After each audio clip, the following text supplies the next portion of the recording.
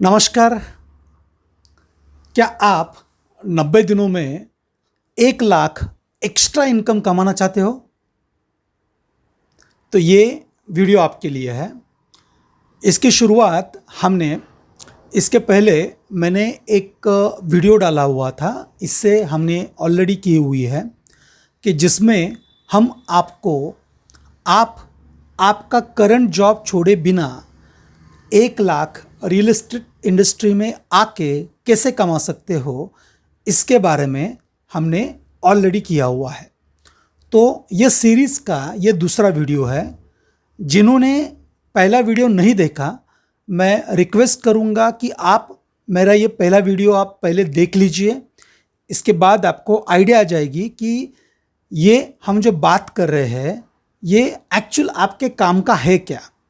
यदि आपको लगता है कि ये आपके काम का है, आप एक्स्ट्रा इनकम कमाना चाहते हो, आप आपके फैमिली के लिए कुछ पैसा एक्स्ट्रा जुटाना चाहते हो, तो ये सीरीज़ में आपका स्वागत है।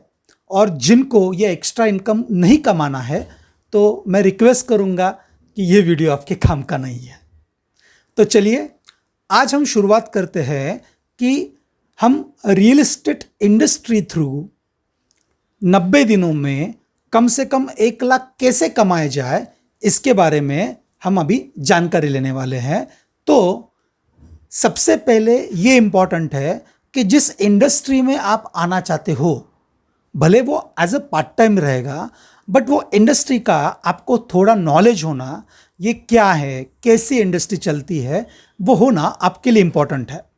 तो उसके लिए हम अभी आज बेसिक देखने वाले हैं कि ये रियल एस्टेट इंडस्ट्री के टाइप्स क्या है, इसमें सेक्टर्स क्या क्या है, ये हम स्टेप बाय स्टेप आगे देखते हैं।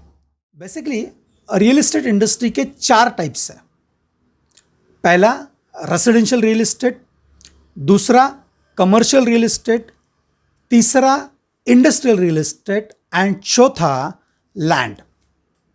तो ये 4 टाइप थोड़ा डिटेल में हम देखते हैं कि पहला रेसिडेंशियल रियल एस्टेट यानी क्या। रेसिडेंशियल रियल एस्टेट यानी ये इसमें नॉर्मली न्यू कंस्ट्रक्शन प्रॉपर्टी जो बिल्डर नॉर्मली डेवलप करता है वो, और दूसरा रीसेल प्रॉपर्टी, ये दोनों चीज़ें इसमें आती है।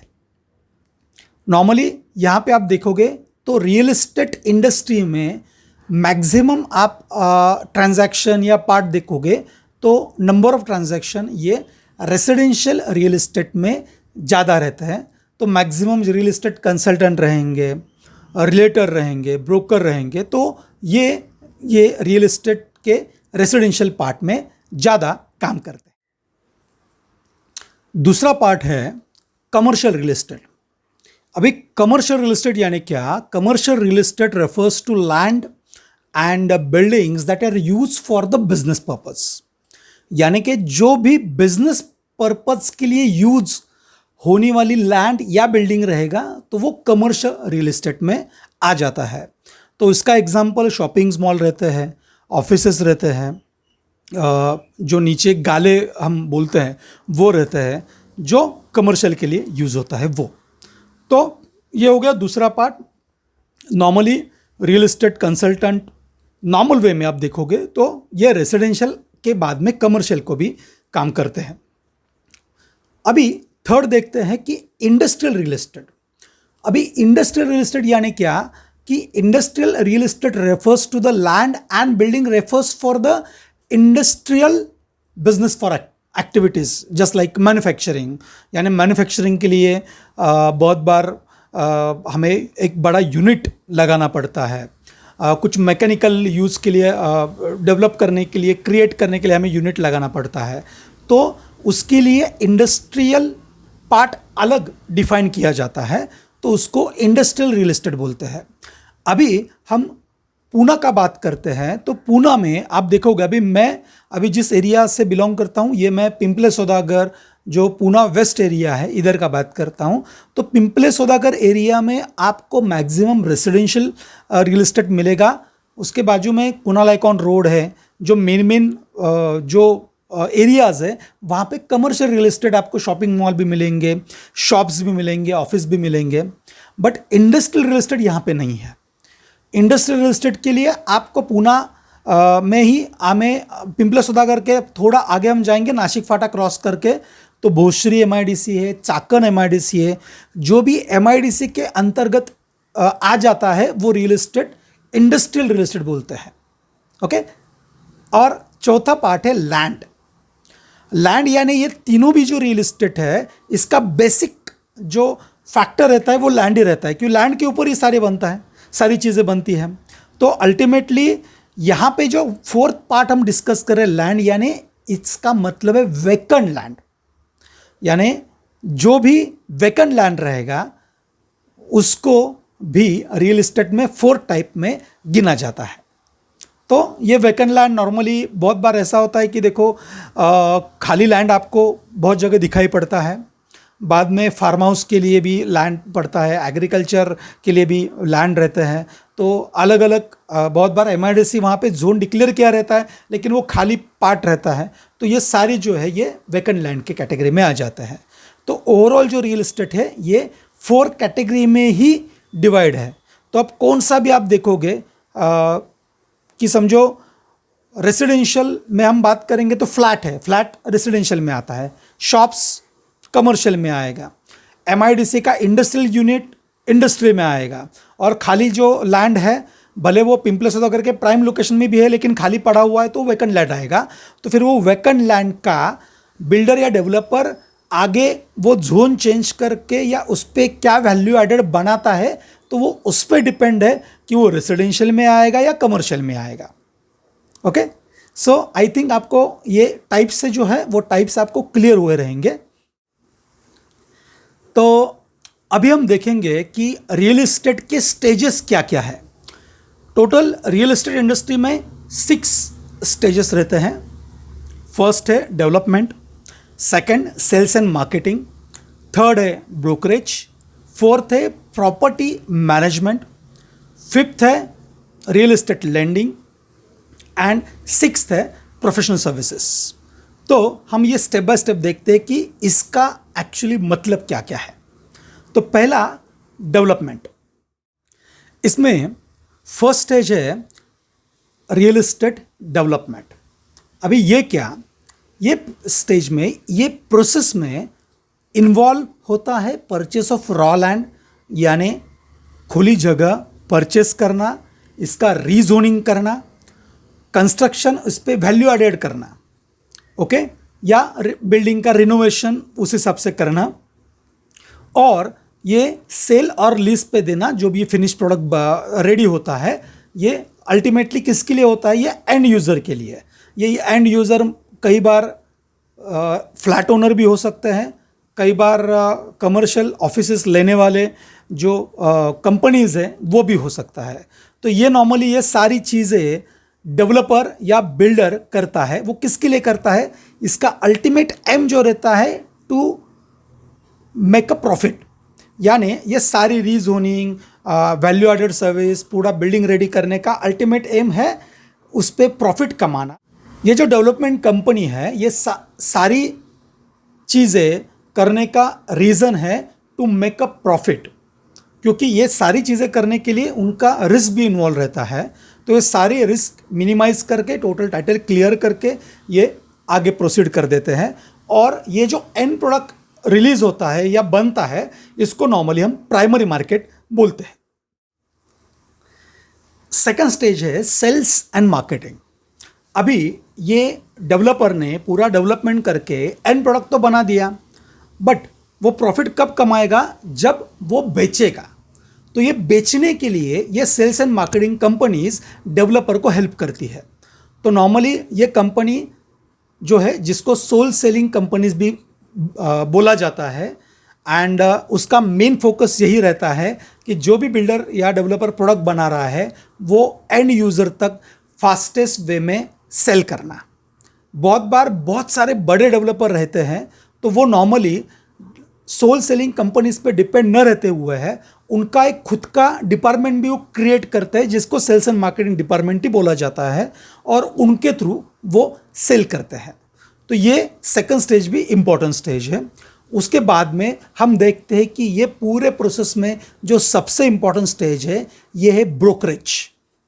ब्रोकरेज यानी क्या कि इसमें एक पार्टी या एक कंपनी दूसरे यानी कस्टमर रहेगा या एंड यूज़र रहेगा, उसको बिल्डर का प्रोजेक्ट जो है वो सजेस्ट करके उनको ये प्रोजेक्ट में बुकिंग करने के लिए या टोकन देने के लिए कन्वर्ट करता है, कन्विंस करता है।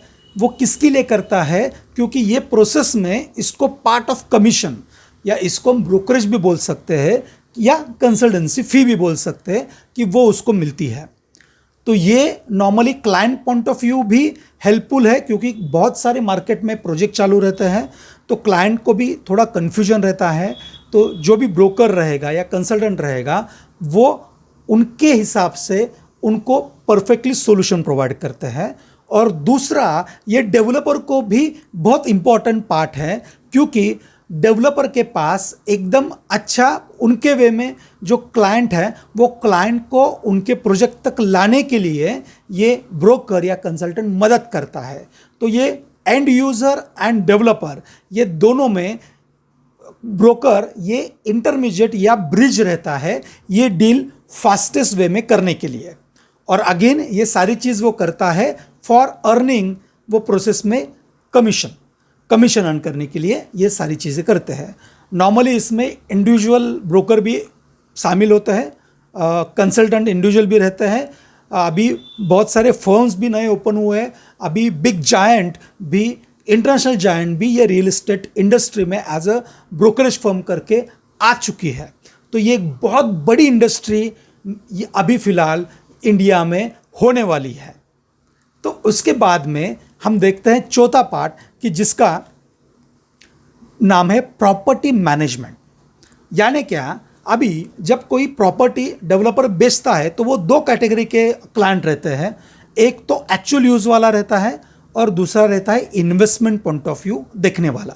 अभी प्रॉपर्टी मैनेजमेंट ये जो स्टेज है, ये स्टेज यानी कि जो इन्वेस्टमेंट के लिए बंदा या क्लाइंट उन्होंने प्रॉपर्टी ले लिया है तो उनका प्रॉपर्टी का मैनेजमेंट करना, यानी रेंट के लिए टेनेंट देखना, कुछ रिपेयर एंड मेंटेनेंस रहेगा तो वो मैनेज करना, और भी कुछ मिसलिनियस चीज़ें रहेंगी तो वो ऑन बिहाफ ऑफ ओनर ये सारी चीज़ें करने के लिए प्रॉपर्टी मैनेजमेंट कंपनीज हेल्प करती है। और इसके लिए they are signing yearly contract, तो उसके वो सर्विस चार्ज है, वो सर्विस चार्ज ओनर से ले लेते हैं। अभी पहले कैसे होता था, अभी पहले ये रियल एस्टेट इंडस्ट्री थोड़ा अनऑर्गेनाइज था, तो पहले एज अ ब्रोकर था, वही प्रॉपर्टी मैनेजमेंट का भी काम करता था। बट अभी फ़िलहाल आप देखोगे तो प्रॉपर्टी मैनेजमेंट के सेपरेट बड़ी बड़ी कंपनियां अभी मार्केट में एंटर हुई है कि वो टोटल प्रॉपर्टी मैनेजमेंट का सर्विस क्लाइंट को प्रोवाइड करते हैं। तो उसके बाद अभी हम नेक्स्ट देखते हैं पांचवा, फिफ्थ पॉइंट, वो है रियल एस्टेट लेंडिंग। यानी क्या, पहले कैसे होता था, रियल एस्टेट के प्राइजेस भी कम थे तो नॉर्मली लोग लेते थे, उनका पूरा ही ओन कंट्रीब्यूशन लेके प्रॉपर्टी खरीदी करते थे। वो टाइम पे ये लेंडर्स का इतना ज़्यादा वैल्यू नहीं था। बट अभी फ़िलहाल आप देखोगे तो रियल एस्टेट का छोटे से छोटा या बड़ा से बड़ा भी रहेगा तो उसमें लोन लेना इट्स वेरी क्रूशियल थिंग रहता है प्रॉपर्टी में। तो ये लोन जो है, जो देने वाली कंपनीज हैं, बैंक्स हैं, इंस्टीट्यूशंस हैं, प्राइवेट वेंडर्स रहेंगे, बहुत बार इंडिविजुअल जो बड़े कंपनी रहती है, कंपनी भी हेल्प करती है उनके एम्प्लॉय को होम लोन लेने के लिए या कोई भी real estate point of view loan लेने के लिए। तो ये सारी चीज़ें या सारी कंपनीज है वो रियल एस्टेट लेंडिंग पार्ट में आ जाता है। एग्जाम्पल के तौर पे हम बात करेंगे तो HDFC बैंक रहेगा, SBI रहेगा, ICICI, LIC financing, Bajaj financing, corporate banks रहेंगे, बहुत बार छोटे लेवल पे पथ संस्था रहेगा, बहुत बार समझो कई कंपनियां है जस्ट लाइक ONGC है, तो वो क्या करते हैं तो उनके एम्प्लॉय को भी वो स्पेशल रेट में लोन प्रोवाइड करते हैं। तो ये सारी जो कंपनीज का मैं अभी नाम बात कर रहा हूँ, they are come under real estate lending के स्टेज में वो आ जाते हैं। अभी हम 6 लास्ट स्टेज देखते हैं जो आता है प्रोफेशनल सर्विसेज। अभी प्रोफेशनल सर्विसेज यानी क्या? अभी हमने जो ऊपर की सारी स्टेजेस देखी वो करने के लिए एक सिंपली है कि समझो डेवलपमेंट हम कोई डेवलपर कर रहा है बट वो डायरेक्टली बिल्डिंग नहीं बनाता। उसके लिए पहले वो एरिया का जोनिंग करता है, वो प्लान जो है वो आर्किटेक्चर को देता है। तो architecture is giving a professional service to developer, तो वो प्रोफेशनल सर्विसेज में आ गया।